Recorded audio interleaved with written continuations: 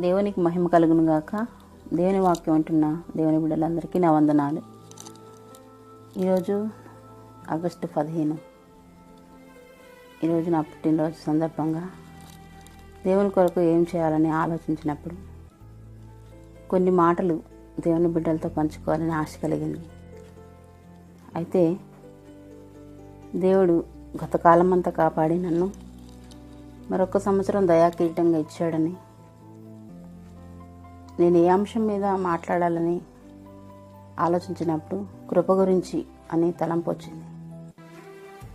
అదే కృప అనేది అర్హత లేని వారికి మనకు అర్హతను కల్పించడమే కృప. కృప అనగానే మనకి ఆలోచన వచ్చిందండి, యేసయ్య త్యాగం మనకు గుర్తుకొస్తూ ఉంటుందన్నమాట.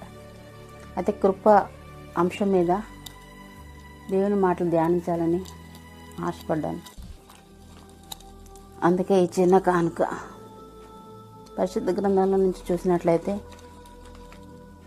ఆదికాండము 2వ అధ్యాయం 7వ వచనం చూసినట్లయితే, దేవుడైన యెహోవా నేల మట్టితో నరుని నిర్మించి వాని నాసికారంధ్రంలో జీవవాయువు ఊదగా నరుడు జీవాత్మ ఆయెను. అదే ఆదికాండంలో 1:26 కూడా చూసినట్లయితే, దేవుడు మన స్వరూపమందు మన పోలిక చొప్పున, దేవుడు మన స్వరూపమందు మన పోలిక చొప్పున నరుని చేయుదుము. ఇక్కడ 2:7లో దేవుడైన యెహోవా నేల మట్టితో నరుని నిర్మించి వాని నాసికారంధ్రంలో జీవవాయువు ఊదగా నరుడు జీవాత్మ ఆయెను అని ఇక్కడ వ్రాయబడి ఉంది. అయితే దేవుని కృప మనకి ఆది నుంచి కూడా కనపడుతుంది అన్నమాట. ఇక్కడ ఆయన స్వహస్తాలతో నేల మట్టి తీసి మనం నిర్మించి జీవాత్మ, తనలో ఉన్న జీవాత్మను మనలోకి ఊదగా మనం జీవాత్మ అనమాట. నేల మట్టితో ఎంతో ఒక ఉన్నతంగా మనం నిర్మించాడు దేవుడు. ఉన్నతమైన స్థితిలో మనం చూడాలని ఆశపడ్డాడు. అయితే ఆ కృప మనం నిలబెట్టుకోలేకపోయామన్నమాట. ఇక్కడ ఆదాముని నిర్మించినప్పుడు ఆయన ఎంతో సంతోషంగా ఈ లోకంలో మరి నిర్మించాడు. సంతోషంతో, సమాధానంతో మరి తన జీవితం అంతా కూడా ఆనందంతో గడపాలని దేవుడు నిర్మించినప్పుడు ఆదాము ఆత్మానుసారంగా జీవించినంత కాలం కూడా సంతోషంగా దేవునితో సంబంధం కలిగి ఉన్నట్లుగా మనం చూస్తాం అన్నమాట. అయితే శరీర అనుసారమైన మనస్సు, అయితే దేవుడు తినవద్దు అన్న ఆ పండ్లు తినడం వల్ల పాపము వచ్చినట్లుగా మనం చూస్తాం. ఆదికాండంలో దేవుని ఆజ్ఞ అతిక్రమించడమే పాపంగా ఇక్కడ మనం చూస్తాం అన్నమాట పరిశుద్ధ గ్రంథంలో. అయితే తన హృదయంలోకి ఎప్పుడైతే ఆ ఆశ, శరీరంలో ఒక ఆశ, లోకానుసారమైన ఆశ కలిగిందో అప్పుడు పాపం వెంటనే తన హృదయంలోకి వచ్చినట్లుగా చూస్తున్నాం అన్నమాట. అది పాపముగా మారింది. మారటం వల్ల దేవుని సన్నిధిని, దేవునితో సంబంధాన్ని కోల్పోయినట్లుగా మనం చూస్తాం. ఏదేను తోట నుంచి ఆదామును అవ్వను కూడా బహిష్కరించినట్లుగా మనం చూస్తాం. ఏదేను తోట దేవుని పరిశుద్ధ సన్నిధికి సాదృశ్యంగా కనపడుతుందన్నమాట. అక్కడి నుంచి వారిని పంపివేసినట్లు మనం చూస్తూ ఉంటాం. ఆది కాండం అంతా చదివినట్లయితే మనకి అక్కడ ఆ భాగంలో కనపడుతుంది. అయితే ఆదాము కృపను కోల్పోయినట్లుగా మనం దేవుని కృపను కోల్పోయినట్లు, దేవునితో సంబంధం కోల్పోయినట్లు మనం అక్కడ చూస్తూ ఉన్నామన్నమాట. అయితే కొరింథీయులకు రాసిన పత్రిక, 1 కొరింథీయులకు రాసిన పత్రిక 5వ అధ్యాయం, 1 కొరింథీ 15వ అధ్యాయం 45వ వచనం చూసినట్లయితే అక్కడ ఒక మాట మనకు కనపడుతూ ఉందన్నమాట. ఇందు విషయమై ఆదాము మొదటి మనుషుడిగా జీవించి ప్రాణి ఆయను అని వ్రాయబడి ఉన్నది. ఏంటండి, మొదటి కొరింథీ 15వ అధ్యాయం 45వ వచనం చూసినట్లయితే, ఇందు విషయమై ఆదాము మొదటి మనుషుడిగా జీవించి ప్రాణి ఆయను అని వ్రాయబడి ఉన్నది.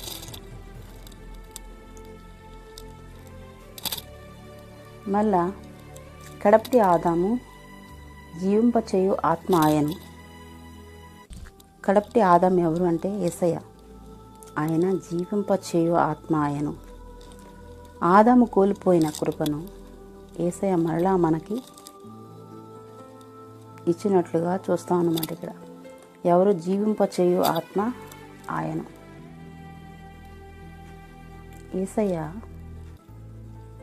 మళ్ళా మన కోసం చూడండి, యోహాను సువార్త చూసినట్లయితే ఒకసారి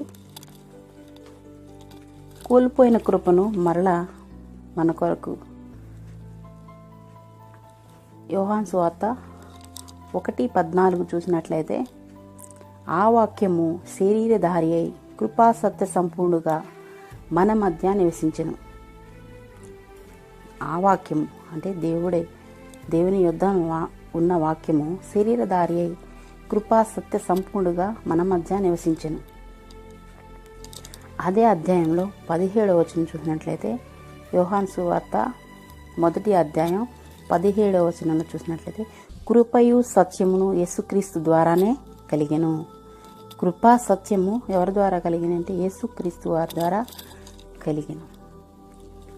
మళ్ళీ ఆదాము కోల్పోయిన కృప మళ్ళా ఎవరి ద్వారా వచ్చింది మనకి? యేసుక్రీస్తు వారి ద్వారా. ఆయన క్రీస్తు ద్వారా, యేసుక్రీస్తు ద్వారా కృప మనకు వచ్చినట్లుగా కనిపిస్తుంది అన్నమాట. మనం పాపంలో ఉండగానే ఆదాము పాపం చేస్తాడు, దేవుని సన్నిధి బహిష్కరించబడ్డాడు. కానీ మళ్ళీ ఆయన పాపంలో ఉండగానే ఏం చేశాడు? తన అద్వితీయ కుమారుని మన కొరకు కోల్పోయిన కృప మళ్ళా మానవునికి ఇవ్వాలని మరి తన కుమారుని లోకాన్ని పంపించినట్లుగా మనం పాపంలో ఉండగానే, మనం దారిద్ర్యంలో ఉండగానే మనం ధనవంతులు అవ్వాలని. దారిద్ర్యం అనగా ఈలోక సంబంధమైన దారిద్ర్యం కాదు, కానీ పరలోక సంబంధమైన ధరం గురించి దేవుడు ఇక్కడ ఆత్మీయ సత్యాన్ని మాట్లాడుతున్నాడు. కృప అనగానే మనకు గుర్తుకు వచ్చేది ఏంటంటే దేవుని కృప. ఈ లోకంలో ఎక్కువగా మనం కృపను దేనికి ఉపయోగిస్తామంటే ఐశ్వర్యము, ఒక హోదా, పిల్లలు, మంచి వస్త్రాలు, మంచి ఆహారము, మంచి సదుపాయాలు, ఇవన్నీ, మంచి గృహాలు, మంచి గృహం ఇచ్చినందుకు దేవుని స్తోత్రం అంటూ ఉంటాం. అయితే మంచిదే, దేవుని కృప అనుకుంటూ ఉంటాం. అయితే ఇది అలా అనుకోవడం మంచిదే, కానీ ఇవన్నీ దేవుణ్ణి తెలియని వారు కూడా అనుభవిస్తూనే ఉన్నారు కదండి, అవునా? మన పక్కింటి వాళ్ళని చూడండి, దేవుని నమ్ముకోని వాళ్ళు కూడా కారులో తిరుగుతారు, హోదాలో ఉంటారు, ఒక ఉన్నతమైన అధికార స్థితిలో ఉంటారు, మరి ఉన్నతంగా వారు జీవిస్తారు, ఉన్నతమైన వస్త్రాలు వేసుకుంటారు, ఉన్నతంగా భోజనం చేస్తారు, మంచి మంచి ఆహారం తీసుకుంటారు, మంచి సదుపాయాలు, అన్నీ గృహాలు అన్నీ ఉంటాయి. కానీ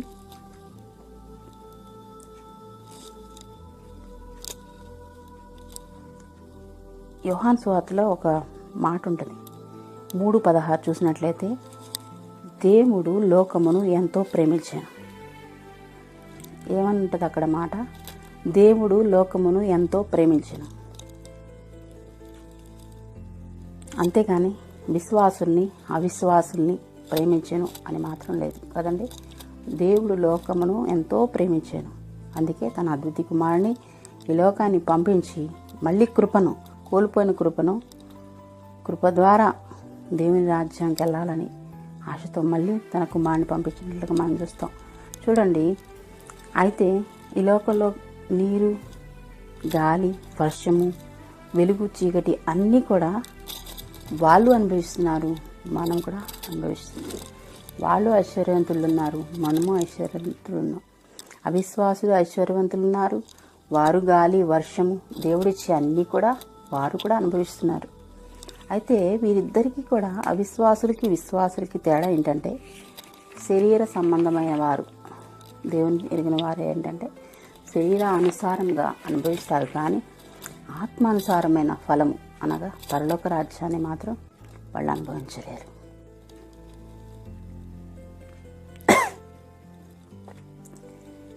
ఇద్దరికి తేడా ఏంటంటే కృప అనేది లోకపరమైనది కాదు, కానీ పరలోక సంబంధమైనది.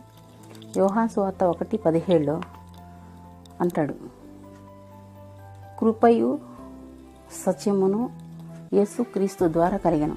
కృపా సత్యము ఎవరి ద్వారా కలిగినాయి? యేసుక్రీస్తు వారి ద్వారా కలిగినాయి. అయితే కృపలో ఉన్న కొన్ని గుణాలు ఏంటంటే, యేసుప్రభువు ఈ లోకంలో జీవించినప్పుడు 33 సంవత్సరాలు జీవించారు. 3.5 సంవత్సరాలు పరిచర్య చేశారు. అయితే యేసయ్య ఆయన మాదిరిగా జీవించి ఈ లోకంలో దేవుని నమ్మిన బిడ్డలు, ఆయనలో రక్షించబడిన బిడ్డలు ఎలా జీవించాలి అని ఆయన మాదిరిగా జీవించి, మరి మత్తయి సువార్త, మార్కు, లూకా, యోహాను సువార్తల్లో మరి ఆయన ఉపమానాల ద్వారా దేవుని పరలోక రాజ్యం ఎలా ఉంటుంది, మరి పరలోక రాజ్యం మరి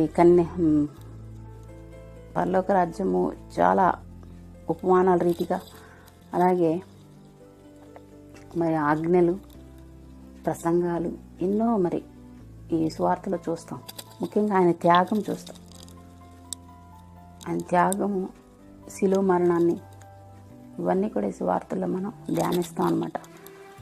ఆయనలో ఉన్న లక్షణాలు ఏంటంటే, ఆయన జీవించిన కాలంలో ప్రేమతో, సంతోషంతో, సమాధానంతో, మరి దీర్ఘశాంతంతో, దయాళత్వంతో, మంచితనంతో ఆత్మలో ఫలించాడు యేసుప్రభువు. మానవునిగా జన్మించి ఆత్మలో ఫలించినట్లుగా మనం చూస్తూ ఉంటాం అన్నమాట. ఆయన జీవితాన్ని మనం, ఆయన మాటలను మనం ధ్యానించినప్పుడు ఆయనలో ఇవన్నీ కూడా కనపడుతూ ఉంటాయి. ఆయనలో ఫలించిన ఈ ఫలాలన్నీ ప్రేమతో, సంతోషంతో, సమాధానము, దీర్ఘశాంతం, దయాళత్వం, మంచితనం, విశ్వాసం, సాత్వికం, ఆశానిగ్రహం, ఇవన్నీ కూడా అపోస్తలుడైన పౌలు గారు గలతీ రాసిన పత్రికలో అంటాడు, ఆత్మలో ఫలించడం అంటే గలతీ రాసిన పత్రిక 5వ అధ్యాయం 22 చూసినట్లయితే, ప్రేమ, సంతోషం, సమాధానం, ఇప్పుడు నేను చెప్పిన విషయాలన్నీ కూడా దీర్ఘశాంతం, దయాళత్వం, మంచితనం, విశ్వాసం, సాత్వికం, ఆశానిగ్రహం, ఇవన్నీ కూడా ఎవరిలో ఉన్నాయి? కృపలో, యేసుప్రభువు వారిలో ఉన్నాయి. ఇవన్నీ కూడా మన కోసం సిలువలో బలి చేయబడినాయి. ఆయన ఏమైందంటే ఆత్మలో ఫలించడం జరిగింది. ఆ ఫలించిన యేసుప్రభువు వారి లోకంలో ఫలించను అంటే, ఆయన తండ్రి అప్పగించిన పని మొత్తం కూడా తండ్రి చిత్తానుసారంగా ముగించి మన కోసం, కోల్పోయిన కృప కోసం ఆయన బలిగా అర్పించబడ్డాడు. శరీరధారి అయి, ఆ వాక్యము శరీరధారి అయి మన మధ్యకి కృపాసత్య సంపూర్ణగా మన మధ్య నివసించాడు. చూడండి, ఆయన చేసిన బలియాగంలో ఏముంది అంటే ఆత్మానుసారం, ఆత్మలో ఫలించడం, ఫలభరితం. ఆత్మలో ఫలించాడు కాబట్టి యేసయ్య సిలువ మరణానికి అర్హత. తండ్రి అప్పగించిన పని పూర్తి చేశాడు కాబట్టి ఆయనే మార్గమయ్యాడు మనకి. చూడండి, శరీరానుసారమైన కార్యాలు యేసయ్యలో లేవు. చూడండి, ఇక్కడ అపోస్తలుడైన పౌలు గారు గలతీలో మరలా గలతీ రాసిన పత్రిక 5:19 చూసినట్లయితే, శరీరానుసారమైన జీవితాలు ఎలా అంటే జారత్వము, అపవిత్రత, కామకత్వము, అభిచారము, ద్వేషములు, విగ్రహారాధన, కలహములు, మత్సరములు, అల్లరితో కూడిన ఆటపాటలు. శరీరానుసారంగా జీవించిన యేసయ్య లోకంలో ఇవేమీ కూడా యేసయ్యలో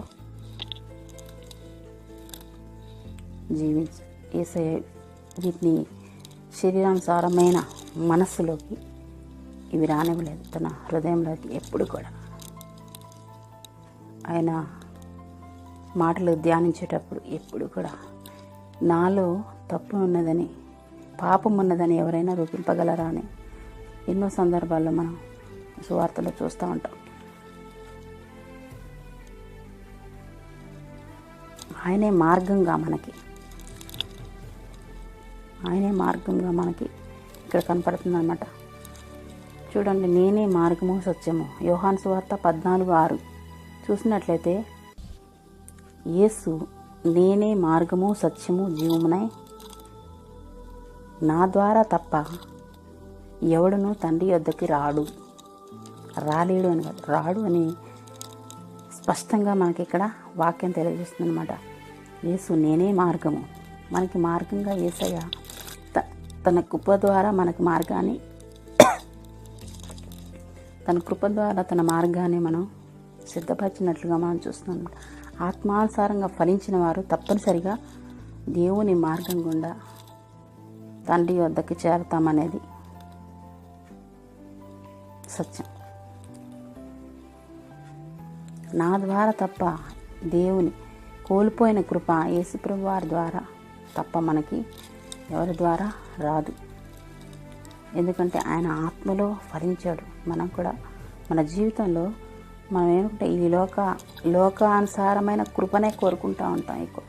ఇదే కృప, మనం ఉన్నతంగా ఉండటమే కృప అనుకుంటూ ఉంటాం. కానీ దేవుడు చెప్తున్నాడు ఇక్కడ పరిశుద్ధ గ్రంథంలోంచి కొన్ని మాటలు ఏంటంటే, మత్తయి సువార్తలో 7:19 మంచి ఫలములు ఫలింపని ప్రతి చెట్టు నరకబడి అగ్నిలో వేయబడును. కాబట్టి మీరు వారి ఫలముల వలన వారిని తెలుసుకుందురు. ప్రభువా ప్రభువా అని పిలుచు ప్రతివాడు పరలోక రాజ్యం ప్రవేశించుడు, కానీ పరలోకం మందున్న నా తండ్రి చిత్త ప్రకారం చేయువాడే ప్రవేశించును. ఆ దినమందు నీ నామం పేరిట ప్రవచింపలేదా, నీ నామం పేరిట దయ్యములు వెళ్ళగొట్టలేదా, నీ నామం పేరిట అద్భుతములు చేయలేదా అని చెప్పుదురు. అప్పుడు నేను మిమ్మల్ని ఎన్నడూను ఎరగను, అక్రమం చేయవారులారా నా యొద్ద నుండి పొండి అని చెప్పేదా. ఇదేంటి మరి? దేవుడు ఫలించని ప్రతి చెట్టు అగ్నిలో వేయబడను. ఫలించింది మనం తెలుసుకోవచ్చు అంట. ఇంకో విషయం అంటే ప్రభువా ప్రభువా అని ప్రతివాడు పరలోక రాజ్యం వెళ్ళడు, కానీ తండ్రి చిత్తము చేయువాడు. తండ్రి చిత్తం ఏంటి అంటే కోల్పోయిన కృపను మళ్ళీ దేవునితో కలుపుకోవడమే. దేవుడిచ్చిన జీవాత్మగా మనకిచ్చాడు కదా, ఆ ఆత్మ మళ్ళీ పరలోకం వెళ్ళే వరకు కూడా దేవుడు పరలోకం వెళ్ళే వరకు కూడా ఆ ఆత్మ గురించి ఆలోచిస్తున్నమాట. నా బిడ్డ, నా కుమారుడు, నా కుమార్తె నా స్వహస్తాలతో చేశాను వెళ్ళినాయి, నాకు కాకుండా వేరే ఎవరికైనా సొత్తు అవుతారా? మనం ఏమనుకుంటూ ఉంటాం, మన కన్న బిడ్డలు మనలాగా ఉంటే, మనలాగా మరి మాట్లాడుతూ ఉంటే, మనలాగా జీవిస్తూ ఉంటే, మనలాగా ప్రవర్తిస్తూ ఉంటే ఎంతో సంతోషపడుతూ ఉంటాం.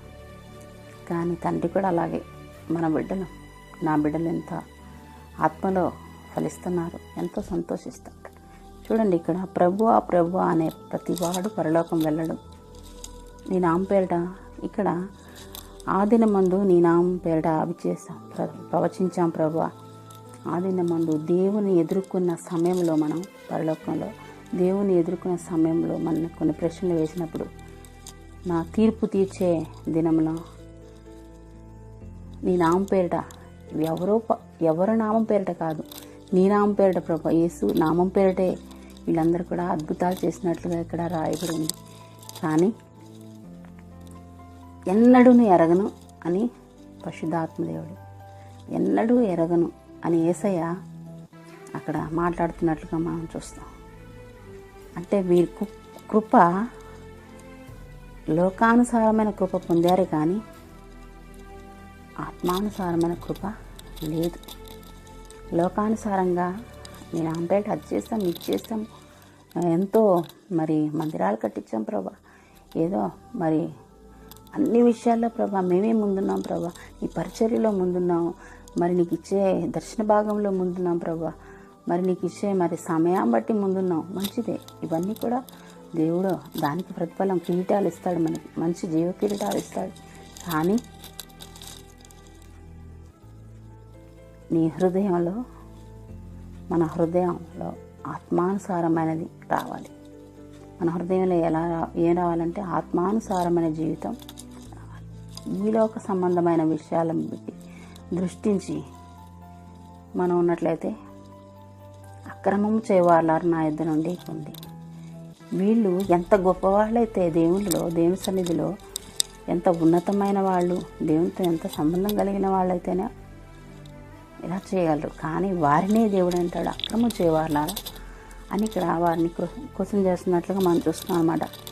అయితే వీళ్ళు వారు జీవించిన కాలంలో ఏంటంటే ఆత్మానుసారమైన మనసుతో ఆలోచించకుండా శరీరానుసారమైన జీవితం జీవిస్తున్నారు, కానీ ఆత్మానుసారమైన జీవితానికి దూరం అవుతున్నారనే సంగతి గుర్తించలేకపోయారనమాట. లేకపోతే తండ్రి మరి దేవుడు ప్రశ్నించి అక్కడ వారిని అక్రమం చేయవారుల నా యొద్ద నుండి వెళ్ళిపోండి అని అనడానికి అవకాశం ఉండేది కాదేమో. శరీరానుసారమైన మనసు ఏంటంటే దేవునికి దూరం చేస్తూ ఉంటుంది. ఆత్మానుసారమైన మనసు ఆయన కృప తండ్రికి దగ్గరగా చేస్తుందన్నమాట. ఇంకో విషయం ఏంటంటే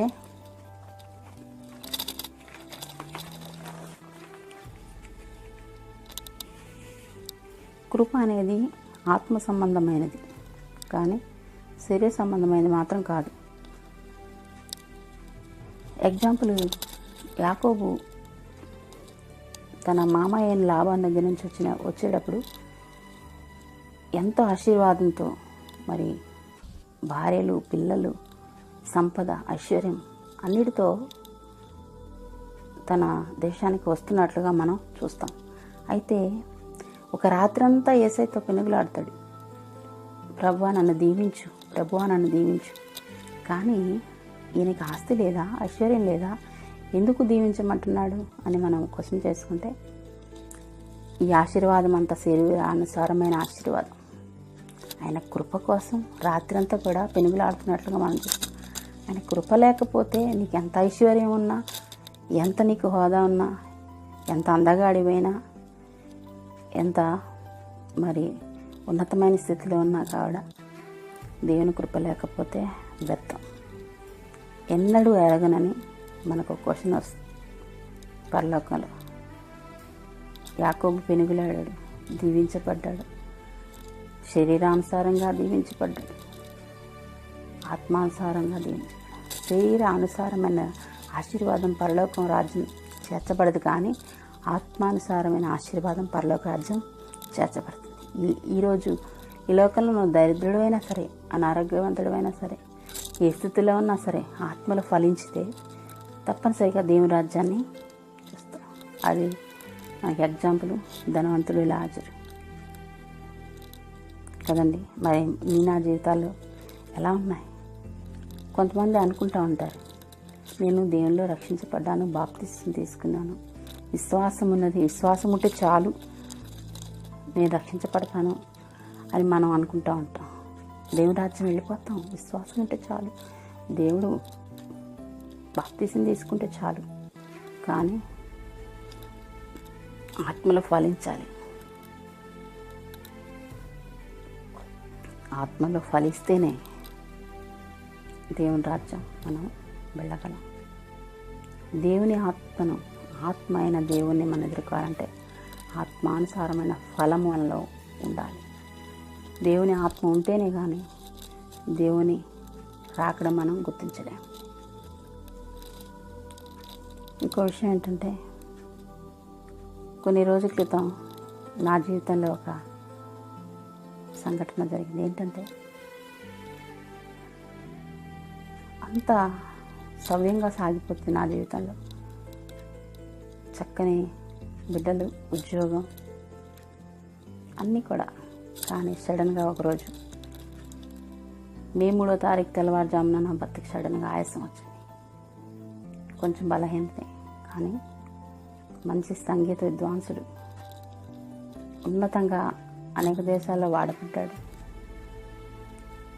అయితే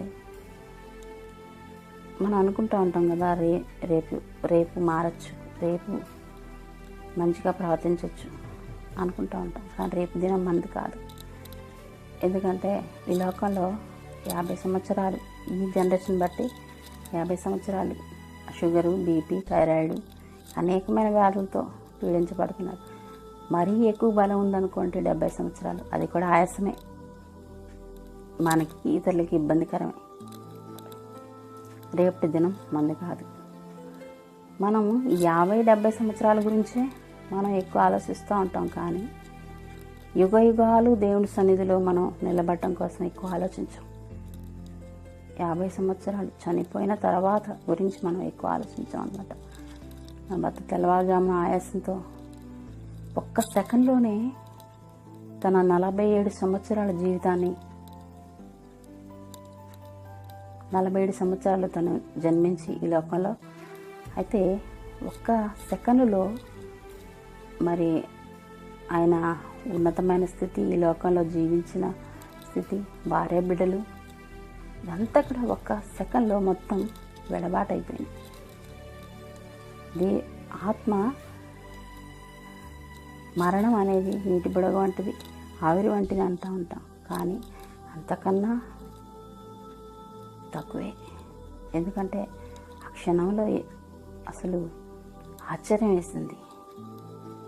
మరణం అనేది ఇంత ఈజీగా ఉంటుందా అని చాలా భయం వేసింది. ఎందుకంటే నేను అక్కడ ఆ ప్రాంతంలోనే, ఆ స్థలంలోనే ఉన్నాను కాబట్టి, నా ఎదురుగా అన్ని విషయాలు జరిగినాయి కాబట్టి నాకు భయం వేసింది అనమాట. మనిషి రేపటి గురించి ఆలోచించకుండా ఈ రోజు గురించే ఆలోచించాలి. ముఖ్యంగా ఆత్మ సంబంధంగా మనం ఎక్కువ ఆలోచించాలి. మరి 47 సంవత్సరాలు నా భర్త జీవించిన జీవితం ఏమైపోయింది? భార్య బిడ్డలు ఏమైపోయారు? తన హోదా ఏమైపోయింది? ఆయన స్థితి ఏమైపోయింది? ప్రశ్న వేసుకున్నా, ఏంటి ప్రభా అనుకున్నా. అసలు ఆత్మ అనేది ఎట్టెళ్ళిపోయిందో.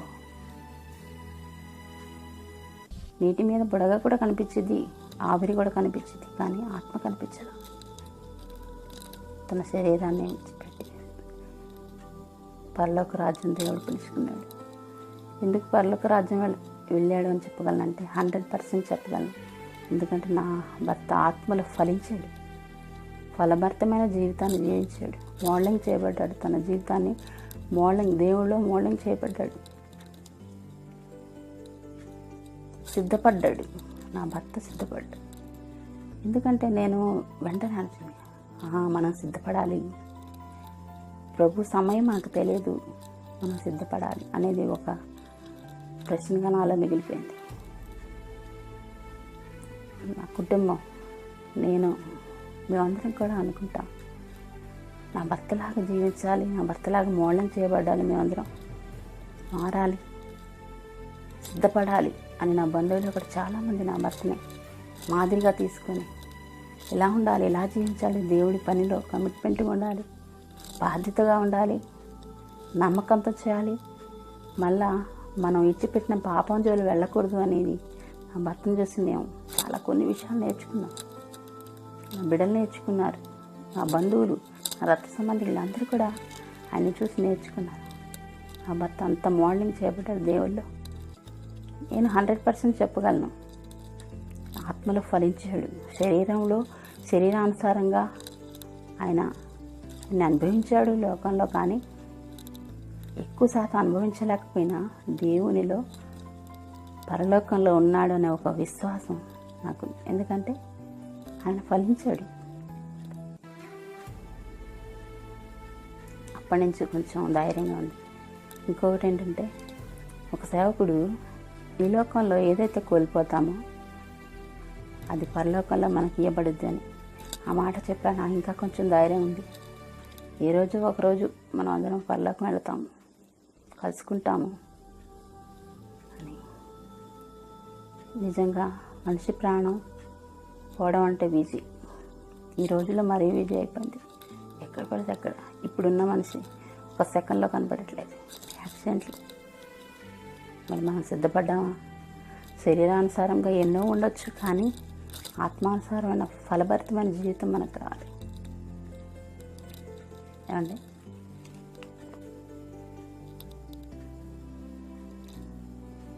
ఈ వాక్యం వింటున్న సహోదరి సహోదరుడా, మన జీవితాలు ఎలా ఉన్నాయి?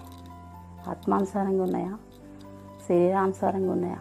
దేవుని కృప ఈ లోకం వరకే కాదు, కానీ పరలోకం వరకు నడిపించే వరకు దేవుని కృప మనతో ఉండాలి.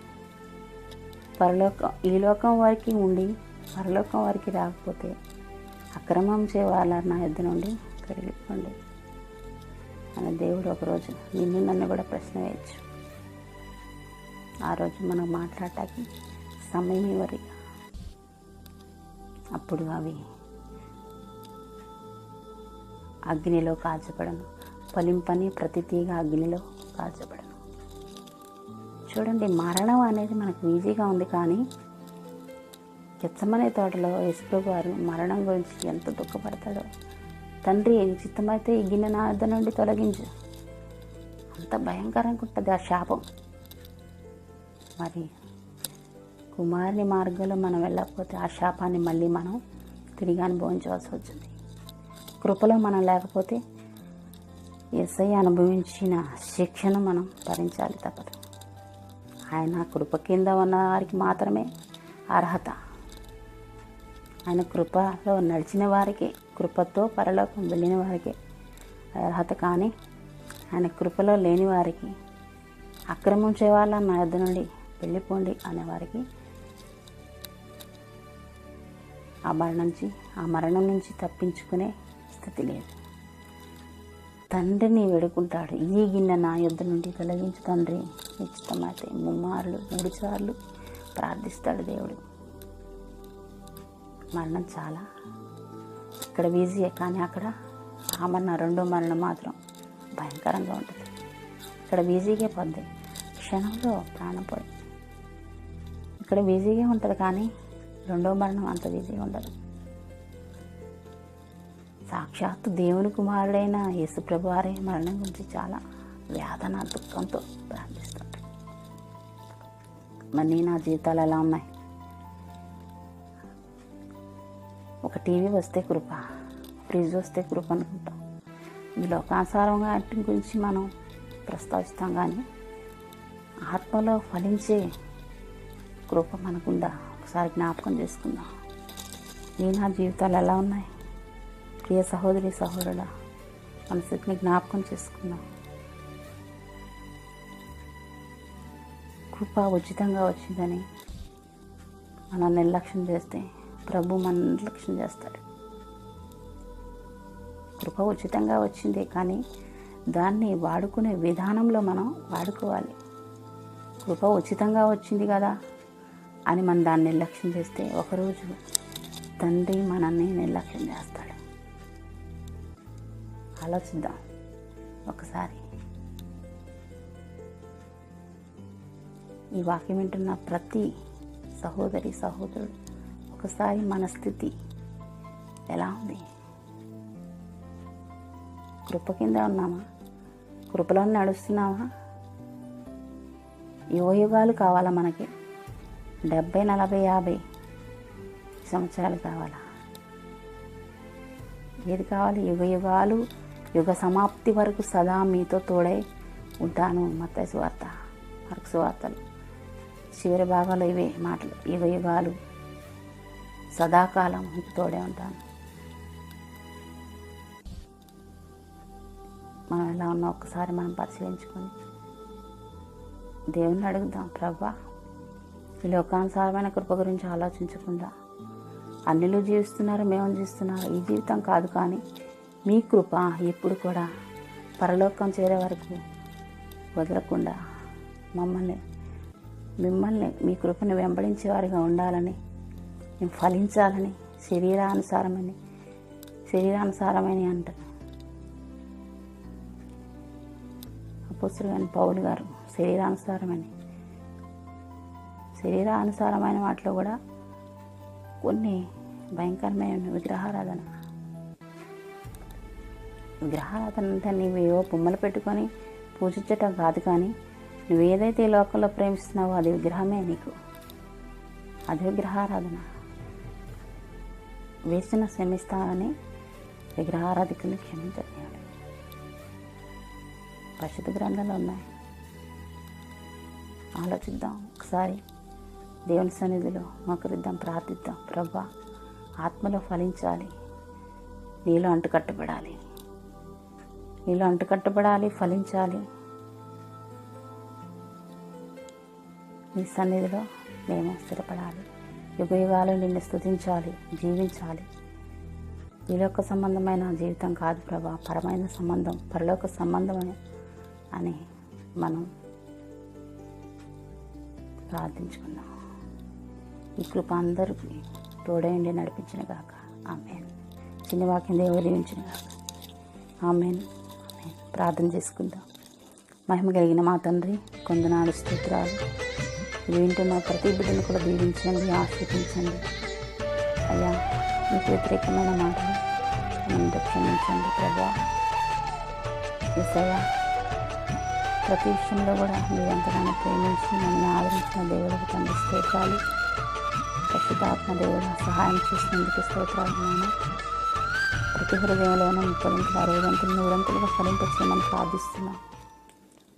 అయ్యా, నీ కృప ఈ లోక సంబంధం కాదు కానీ పరలోక సంబంధం వరకు కూడా మేము వెంబడించే వారిగా ఉన్నట్లు సహాయం చేయమని, సమస్త విషయాల్లో మీరే కృప చూపించి నడిపించమని యేసయ్య నామములో ప్రార్థించి వేడుకుంటున్నాం మా తండ్రి. ఆమేన్. Praise lord.